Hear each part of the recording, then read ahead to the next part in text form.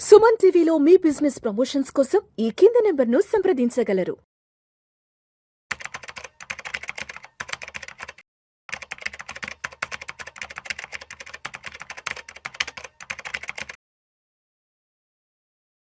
ప్రేక్షకులకి మీ రామచంద్రమూర్తి నమస్కారాలు. ఇవాళ స్టాక్ మార్కెట్స్ ఎలా క్లోజ్ అయినాయో చూద్దాం. ఇవాళ జూలై 1, 2026 అనగా 2026 వచ్చి 6 నెలలైంది. ఈ 6 నెలలు ఒకసారి గడిచిన 6 నెలలు ఏం జరిగిందో ఒకసారి చూద్దాం. అలాగే రాబోయే 6 నెలలు ఎలా ఉండొచ్చు అనేది కూడా ఈ వీడియోలో మనం చూద్దాం. లాస్ట్ 6 మంత్స్ మనం చూస్తే జనవరి నుంచి ఇప్పటి వరకు మనం చూస్తే మనకి స్టాక్ మార్కెట్లో ఈక్విటీ మార్కెట్ నిఫ్టీ చూసుకుంటే ఇది 33 నాడు మార్చ్ 30th నాడు 22,460 దగ్గర నిఫ్టీ వచ్చింది. అలాగే మనం జనవరి 1లో చూసుకుంటే 26,400 నుంచి జనవరిలో అంత బాగుంది. అక్కడి నుంచి కూడా చూసుకుంటే మనకి 22,500కి వెళ్ళిపోయింది. సో దాదాపు కరెక్షన్స్ తీసుకుంటే 4,000 పాయింట్లు తగ్గింది. అక్కడి నుంచి ఇప్పుడు 24,200 ఆ రేంజ్ ప్రెజెంట్ ఉంది. 24,000. సో బోటము 23,000 22,300 నుంచి ఇప్పుడు జస్ట్ చూసుకుంటే ఒక 1,800 పాయింట్స్ మార్కెట్లో పెరిగాయి. సో ఓవరాల్గా ఏంటంటే మిడిల్లో ఉంది. హై 26,000కి లో 22,000కి మధ్యలో ఇప్పుడు 24,000 దగ్గర ఉంది. అలాగే బ్యాంక్ నిఫ్టీ తీసుకున్న అలాగే ఉంది. బ్యాంక్ నిఫ్టీ కూడా 60,000 నుంచి 52,000 దాకా వచ్చి ఇప్పుడు 58,000 అలా ఉంది. సెన్సెక్స్ కూడా చూసుకుంటే ఒక మిడిల్ లాగా వచ్చింది. సో ఇప్పుడు ఎటు వెళ్తుంది నెక్స్ట్? ఈ యుద్ధ భయాలు ఇంకా ఉన్నాయా? ఏం జరుగుతుంది నెక్స్ట్? సెకండ్ హాఫ్ ఏంటి అనేది మనం చూసుకుంటే ఇప్పుడు లాస్ట్ ఫిబ్రవరి నుంచి కూడా ట్రంప్ ఈ ఇరాన్తో యుద్ధము, అంతకుముందు వెనిజులాతో యుద్ధము, ఇలా గ్రీన్లాండ్ కావాలి. లాస్ట్ ఇయర్ నుంచి చూసుకుంటే ఇయర్ వరకు కూడా ఒక రకంగా అమెరికా ఫస్ట్ అని చెప్పేసి టారిఫ్స్ వేయటం ఇవన్నీ చేశారు. ప్రతి దానికి కూడా అమెరికా సెనెట్ కానీ, అమెరికా సెంట్రల్ కోర్టు కానీ వీళ్ళందరూ కూడా నెగిటివ్గానే ఉన్నారు. ఆ కోర్టు కూడా అమౌంట్ వెనక్కి ఇచ్చేయమని చెప్పింది. సో అన్ని రకాలుగా చూసుకుంటే అమెరికాని అయితే ఈయన ఒక రకంగా అయితే నెగిటివ్లో తీసుకొచ్చారు. ఈ యూరోపియన్ యూనియన్ కూడా వాళ్ళని అమెరికాని సపోర్ట్ చేసే పరిస్థితులు లేకుండా చేశారు. సో దీని అంతటి వల్ల ఏంటంటే లాస్ట్ 3 మంత్స్ నుంచి కూడా మార్కెట్స్ అన్నీ కూడా బాగా అతలాకుతలం అయిపోయినాయి. ఇప్పుడు ప్రజెంట్ ఇరాన్తో ఒక పీస్ డీల్ జరగడం జరిగింది. దీని ఇంపాక్ట్ మూలంగా నెక్స్ట్ రాబోయే 6 నెలలు ఏ రకంగా ఉంటుందని చూసుకుంటే క్రూడ్ మేజర్గా ఈ 3 మంత్స్ $120 దాకా వెళ్ళిన క్రూడ్ ఇప్పుడు కొంచెం నార్మల్ అయింది. $75 దాకా వచ్చింది కాబట్టి అది అక్కడి నుంచి $15 అంటే అంతకుముందు లో లెవెల్ $60. సో 60 నుంచి ఇప్పుడు 75 మధ్యలో ఉంది కాబట్టి ఒక రకంగా ప్రశాంతంగానే క్రూడ్ నార్మల్ రేటుకి వచ్చింది. అలాగే ఇప్పుడు ఈక్విటీ దానివల్ల ఏమవుతుందంటే ఈక్విటీ మార్కెట్స్కి పెద్ద ఎత్తున నిధులు వచ్చే అవకాశాలు ఉన్నాయి.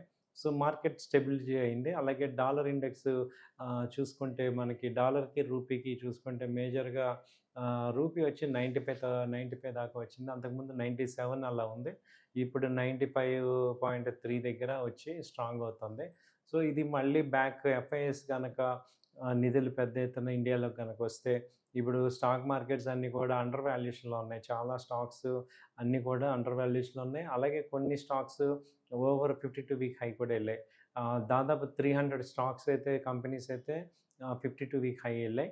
కొన్ని చాలామంది ఇంకా ఒక 500, 600 స్టాక్స్ కంపెనీస్ అయితే ఇంకా మిడిల్లో లెవెల్లో ఉన్నాయి. పైకి అప్ ట్రెండ్లోకి వస్తూ ఉన్నాయి.